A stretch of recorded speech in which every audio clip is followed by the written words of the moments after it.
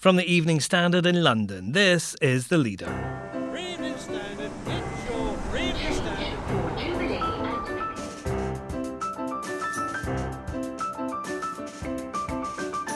Hi, I'm David Marsland. Boris Johnson tried to take Route 1 to get his deal through Parliament. Instead, he was sent on a detour. People who really want to remain and people who really want to leave are hyper-energised right now because we are reaching the end game. The stakes are really high. The pressure is on. Londoner editor Ayesha Hazarika on why we think the PM may have to change his direction again, if not his destination. Also, Haringey Borough Chairman Aki Akilo was very proud of his players. He said he supported them 100% for walking off the pitch in the face of alleged racist abuse on Saturday. And he also said he had come full circle, previously thinking that players should play on. Football correspondent Dan Kilpatrick on the game's response after an FA Cup match is abandoned due to alleged racism. And the Prime Minister is not the only one being forced to take detours, but there could be a solution for drivers missing the Hammersmith Bridge. A temporary crossing's being proposed, and we think it's an idea worth floating.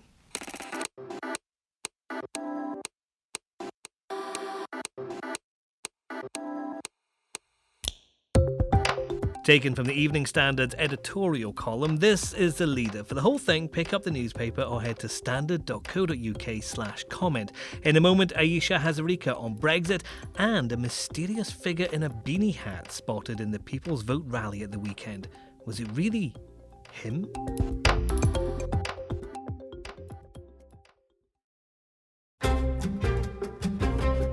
Boris Johnson once said, "I'd rather be dead in a ditch than ask Brussels for a Brexit extension, and yet that very letter was dispatched at the weekend, unsigned photocopy or not. There may not be any photocalls of the PM near ditches for a while, but if he has a hard hat for just such an occasion, and every politician does love a hard hat, he may want to keep it close. He's been battling in Parliament again today, and MPs on both sides of Brexit aren't so much digging ditches as trenches. There is no easy route for Mr Johnson to get what he wants, as the Evening Standard's editorial column argues. The Prime Minister crashed into the House of Commons on Saturday and came off dented. He'll probably crash into it several more times this week. It won't stop him driving on, but at some point he might have to adjust his route, if not his destination.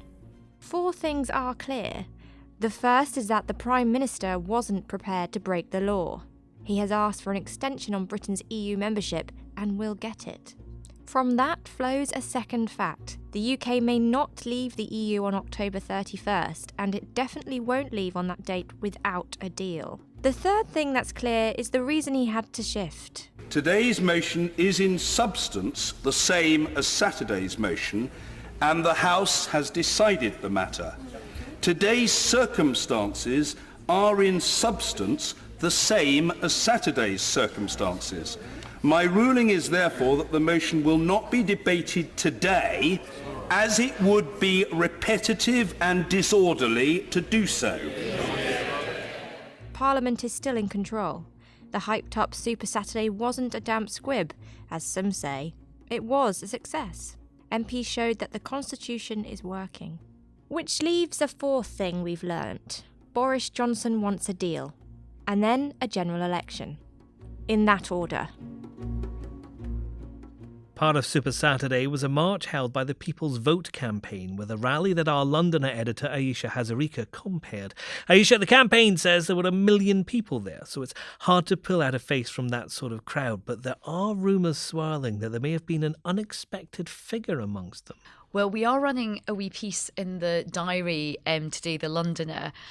We have reports that a certain Dominic Cummings was spotted lurking in the crowd wearing a beanie hat, apparently. A beanie hat. A beanie hat. You know, I don't know what's more shocking, that Dominic Cummings was there or the beanie hat, quite frankly. But I wouldn't surprise me if he'd been around, because he may well have been, you know, travelling between Number 10 and the House of Commons. He may well have wanted to come out and sort of see what the atmosphere was like. But certainly backstage, it was very, very cross-party. We had politicians from all different political parties, apart from the Brexit party, obviously. And, you know, we had people from all the nations and regions, and we had a good sort of spread of people. It was quite interesting. At one point backstage, there was sort of Dominic Gree talking to Alistair Campbell, talking to Michael Heseltine, who had a nice hoodie on. I was thinking, today is the day to hug a hoodie. It really is. Interesting fashion choices: beanies and hoodies.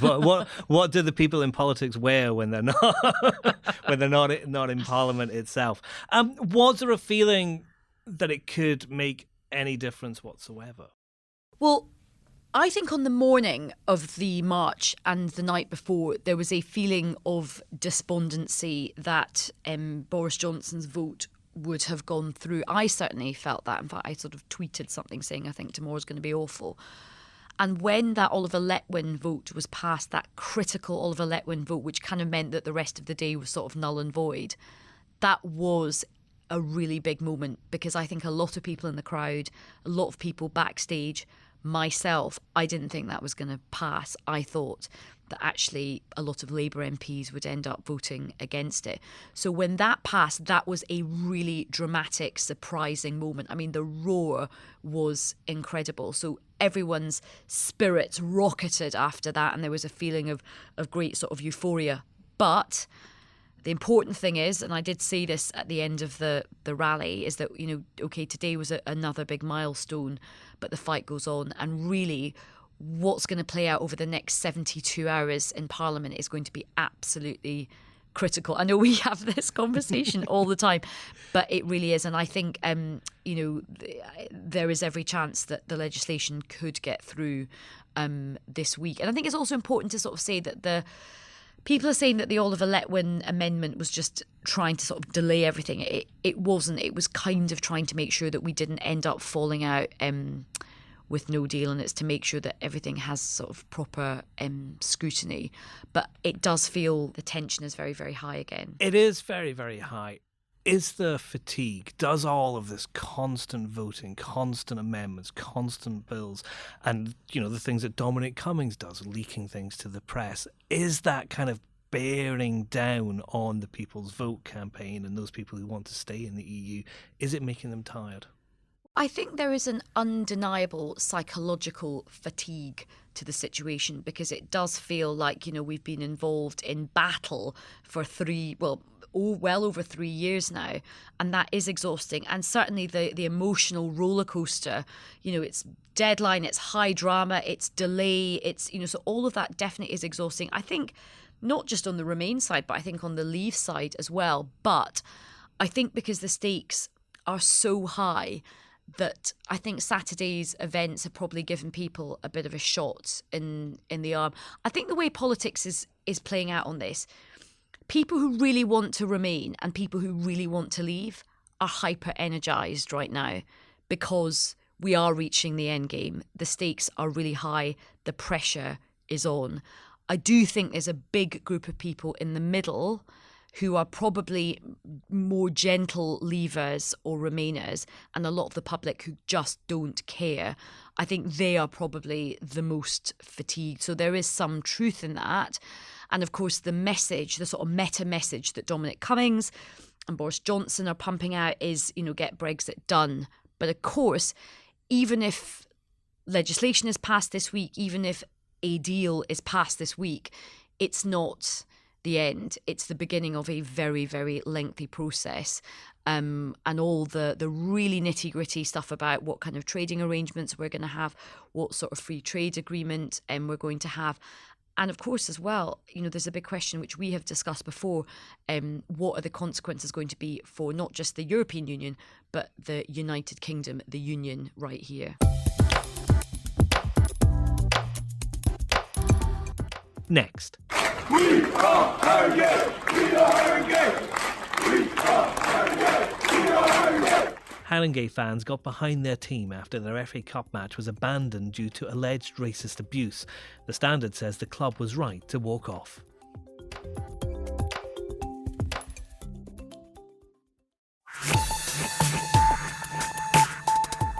Two men have been arrested after an FA Cup qualifying match was abandoned over alleged racist abuse. Haringey Borough walked off the park amid claims their goalkeeper was being spat at and had missiles thrown at him. The incident made the Standard's editorial column. Just because it didn't involve big teams, and just because it allegedly came from a small number of people, doesn't mean it doesn't matter. Haringey's players were right to walk off the pitch in the 64th minute, and the team is right to ask for the match to be replayed without any Yeovil Town supporters there. Most fans were horrified by what happened and applauded Haringey's borough's decision, but football needs to stamp out racism. The fight has not been won yet. Our football correspondent Dan Kilpatrick's covering the story, and he spoke to Haringey's chairman this morning. Haringey Borough Chairman Ayesha was very proud of his players. He said he supported them 100% for walking off the pitch in the face of alleged racist abuse on Saturday, and he also said he had come full circle, previously thinking that players should play on if they're racially abused, as England did in Bulgaria last week. He said he supported that decision from the England players, but he said he'd changed his mind after seeing the distress his players were in the changing room after the match was abandoned on Saturday afternoon. He said there was no way they could have played on, they weren't focused on football, so he fully supported their decision to walk off.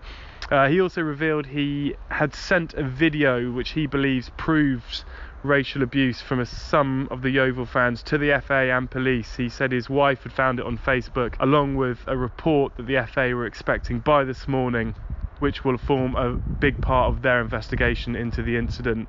And Ayesha also said he was very worried about the future. He said there needs to be some kind of protocol for when this happens at non-league grounds. Obviously, Haringey Borough cannot afford to mass steward their home games, so he said it's very hard to police this kind of incident, and it would be helpful if there was a fixed protocol in place, just as there is for international games, as we saw with England and Bulgaria. I don't know what the FA will decide to do, but I suspect the most likely outcome is to replay the game. It would be very difficult for them, given the circumstances, I think, to expel either side. So I think we're looking at a replay game, but obviously very, very difficult circumstances for both clubs now. What happens next is unclear, and I think for Haringey in particular, they found themselves in a difficult position, and obviously one that they didn't want to be in, regardless of the commendation they've been receiving. Now, a temporary crossing that could be built in 3 months is being considered to ease the problems caused by the closure of Hammersmith Bridge. Here's why we think it's an intriguing idea. It sounds the obvious answer. Hammersmith Bridge is broken, so build a new one. Engineers Beckett Rankin say a temporary bridge could be built next to the Thames crossing in just 3 months for only £5 million. It sounds too good to be true.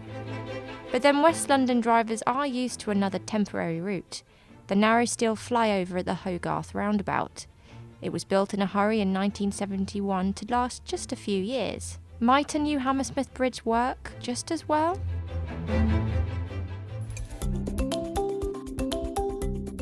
And that's The Leader. We're back at 4 tomorrow, but you can get a news update from our audio team at 7 a.m. through your smart speaker. Just ask for the news from the Evening Standard. See you tomorrow.